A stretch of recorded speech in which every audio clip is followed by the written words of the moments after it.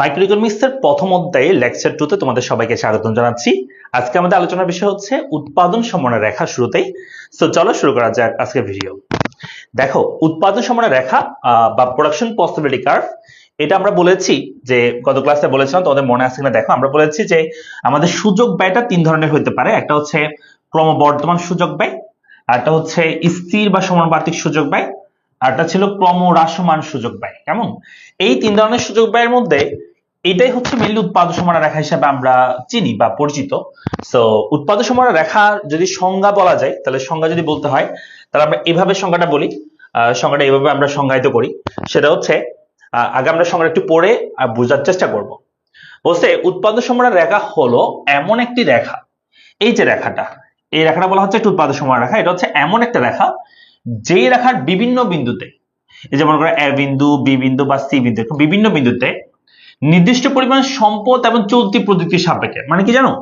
মনে করো আমি একটা জমিতে চাষ করতেছি দুই ধরনের দ্রব্য, একটা হচ্ছে এক্স দ্রব্য মনে করো, আর একটা হচ্ছে ওয়াই দ্রব্য আমরা চাষ করতেছি। তো এই যে সম্পদটা, মানে এই যে আমাদের নির্দিষ্ট পরিমাণ সম্পদ বলতে বোঝাচ্ছে এই যে জমিটা, এটা স্থির, জমি চাইলে আমরা বৃদ্ধি করতে পারবো না, এটা বোঝাচ্ছে। আর চলতি যে প্রযুক্তি, তার মানে এই জমিতে আমরা যখন চাষ করতেছি এক্স দ্রব্য বা ওয়াই দ্রব্য, তখন আমাদের যে সব সময় প্রযুক্তি যেটা আছে, মনে করো যে আমরা সবসময় নাঙ্গল দিয়ে চাষ করতেছি দুটো দ্রব্য, অথবা আমরা ট্রাক্টর দিয়ে চাষ করতেছি, এরকম হতে পারে। তাহলে সেটাকে আমরা বলি যে নির্দিষ্ট পরিমাণ সম্পদ এবং চলতি প্রযুক্তির সাপেক্ষে দুটি উৎপন্ন দ্রব্যের সম্ভাব্য বিভিন্ন সংমিশ্রণ প্রকাশ পায়। অর্থাৎ আমি যদি বলি এ বিন্দু উৎপাদন করব, তাহলে আমাদের ওয়াই দ্রব্য হচ্ছে y1 এবং এক্স দ্রব্য হচ্ছে x1 উৎপাদন করা যাবে। আর বি বিন্দু উৎপাদন করলে ওয়াই দ্রব্য উৎপাদন একটু কমে যাবে, এক্স দ্রব্য উৎপাদন একটু বেড়ে যাবে। সি বিন্দু উৎপাদন করলে এক্স দ্রব্য উৎপাদন, ওয়াই দ্রব্য উৎপাদন আরেকটু কমে যাবে, এক্স দ্রব্য উৎপাদন আরেকটু বেড়ে যাবে। তার মানে বিভিন্ন সংমিশ্রণ, এই যেটা, এই যে y1 x1, এই যে এটা একটা সংমিশ্রণ, আরেকটা সংমিশ্রণ y2 x2, y2 x2, এইভাবে আমরা উৎপাদন করতে পারি। আর y হচ্ছে y3 পরিমাণ এবং এটা হচ্ছে x3 পরিমাণ, আমরা চাইলে এইভাবে উৎপাদন করতে পারি। তাহলে এখানে তিনটা সংমিশ্রণ আমরা বলছি। এখানে আসলে হাজারো সংমিশ্রণ আমরা লিখতে পারবো, এখানে একটা বিন্দু, এখানে একটা বিন্দু, অসংখ্য বিন্দু হইতে পারে এই রেখাটা।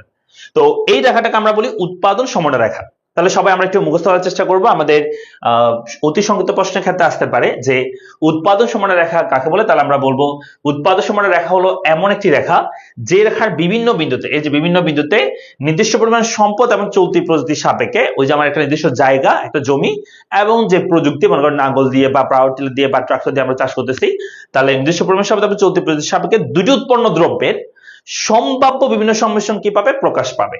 মানে আমরা আসলে দুইটা দ্রব্যের কতটুকু উৎপাদন করতে পারি সর্বোচ্চ, সেটাকে বলা হবে উৎপাদন সমান রেখা। মনে রাখবা, এই উৎপাদন সমান রেখার আমরা এইটুকু পর্যন্ত উৎপাদন করতে পারবো, এর বাইরে উৎপাদন সম্ভব না। যদি বলা হয় যে এই উৎপাদন সমান রেখার বাইরে একটা বিন্দু, এই বিন্দু, এই বিন্দু উৎপাদন করা সম্ভব কিনা, তাহলে আমরা বলবো না, এটা হচ্ছে উৎপাদন সমান রেখার বাইরের বিন্দু, এই বিন্দুকে আমরা অর্জনযোগ্য বা অশুভ উৎপাদন বিন্দু বলে থাকি। আবার যদি বলে উৎপাদন সমান রেখার ভিতরে কোনো একটা বিন্দু, এই বিন্দুতে উৎপাদন করা যাবে কিনা, তাহলে বলবো হ্যাঁ, উৎপাদন করা যাবে, তবে এটার ফলে আমাদের সম্পদের সর্বোচ্চ ব্যবহার বা পূর্ণ ব্যবহার হবে না, বা অপচয়কে নির্দেশ করবে। আবার এটাকে আমরা বেকারত্ব বিন্দু বলে থাকি। আচ্ছা, এটা একটু পরে বলতেছি, আমরা রিজাল্টসে বলবো। আগে আমরা একটা উৎপাদন সমানের সূচি থেকে আমরা রেখা অঙ্কন করে এটা করার চেষ্টা করি, কেমন?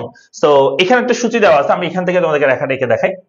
সো দেখো, আমাদের পরীক্ষা যেটা করবে, আমাদের পরীক্ষা হচ্ছে এরকম একটা সূচি দেওয়া থাকবে, দেন সেখান থেকে বলবে একটা যে উৎপাদন সমানের সূচি দেওয়া আছে, এখান থেকে একটা রেখা অঙ্কন করো, কেমন? সো আমরা কেমন অঙ্কন করব একটু দেখো।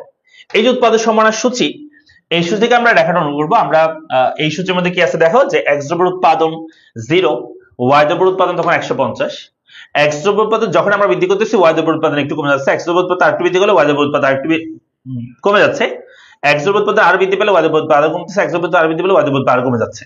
তাহলে এক্স দ্রব্যের উৎপাদন বৃদ্ধির সাথে সাথে ওয়াই দ্রব্যের উৎপাদন কি হয়ে যাচ্ছে, কমে যাচ্ছে। তো এখানে সম্ভাবনা লিখছি, মানে এ বি সি ডি, এখানে মিশ্র লিখতে পারো তুমি চাইলে।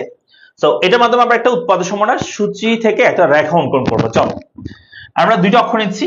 সো উপরে আমাদের থাকবে, আচ্ছা উপরে এবং নিচে এখানে এক্স দ্রব্য হবে নাকি ওয়াই দ্রব্য হবে, এটা নিয়ে কনফিউশনে পড়ার দরকার নেই, কারণ তুমি যেটা ইচ্ছে সেটা ধরতে পারবা। এই চ্যাপ্টারে তুমি লম্ব অক্ষে কি, ভূমি অক্ষে কি ধরতে হবে সেটা নিয়ে কোনো বাধ্যবাধকতা নাই। হ্যাঁ, তুমি যদি চাও যে এক্স দ্রব্য তুমি লম্ব ভূমি অক্ষে ধরবা, তাহলে তুমি ভূমি অক্ষে ধরতে পারো, অথবা তুমি যদি চাও যে না তুমি হচ্ছে এক্স দ্রব্যের লম্ব অক্ষে ধরবা, তাও ধরতে পারো, কোনো সমস্যা নাই। আমি এক্স দ্রব্য ভূমি অক্ষে এবং ওয়াই দ্রব্য আমি লম্ব অক্ষে ধরলাম, ঠিক আছে?